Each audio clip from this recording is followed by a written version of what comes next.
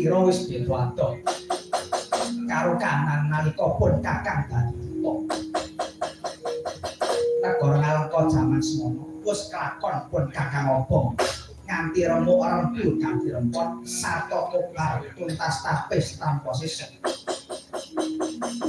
Nanging manut kabar kang sumebar pawarta kang warata negara nalika samengko wis penangan anyar. Mula kanane wis beda maneh. Ya mung wae sing bisa dak critakake marang siapa. Iras pantes dadi kepeling lan ngelingake.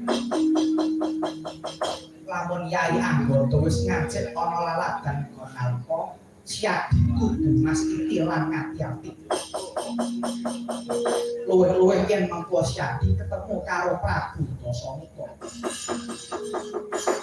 Prabu Dasamuka kae ratu kang licik bunene.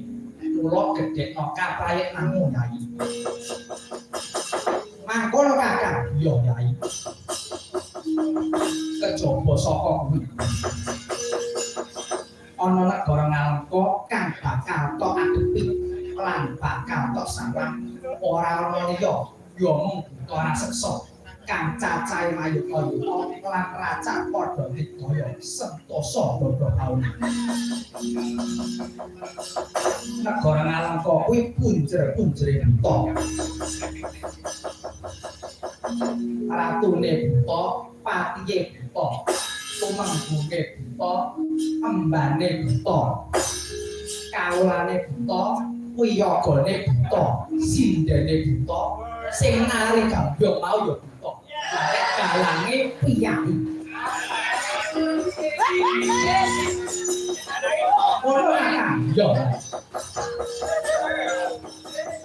Langsung rupa ya. Bengi iki buta patang kotak ditokke kabeh. Buta barang ya enek, buta patih ya enek, buta klekepan ya enek, buta glundung ya enek. Wis pokoke macem-macem maneka ana wujude buta ngalengka. Ose Kakang. Lah nek buta saka Bangun Sari kira-kira metu ora kan? Emane kok bengi iki ora metu. Mongko yen metu arep tak tawake mbok menawa ana dalang sing rawuh terus kersa tuku saka Bangun Sari yen regane cocok lan iso cair to. Oh, lah buka dagangan to kan. Probo kabeh tur larang-larang lho.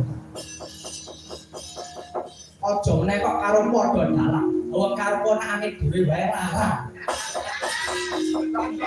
Ponakane lak wonge, ning nek duit wis beda meneh. Beda lho. Ngene Yai. Bebasan sabun masak pecah pinageran buta sewu.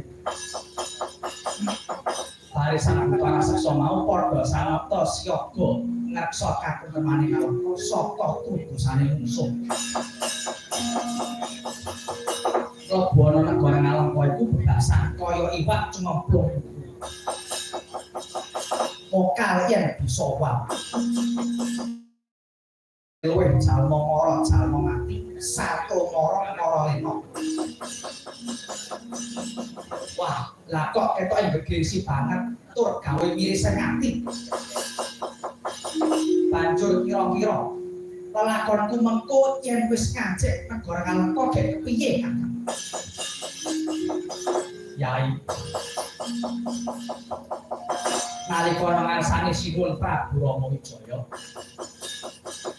Siap bilo saguh sinampiran pakaryan dadi buta. Tembung saguh mau yen rinoso pancen ambot. Nanging merga tembung saguh mau wis kebacut diucap, mula adile kudu diwujudake kelawan tumindak. Elingo pawegeraning urip iku bisane srana dira-dira. Apike srana kulina, weruhe srana takon, mandine srana percaya, kelakone srana diseka.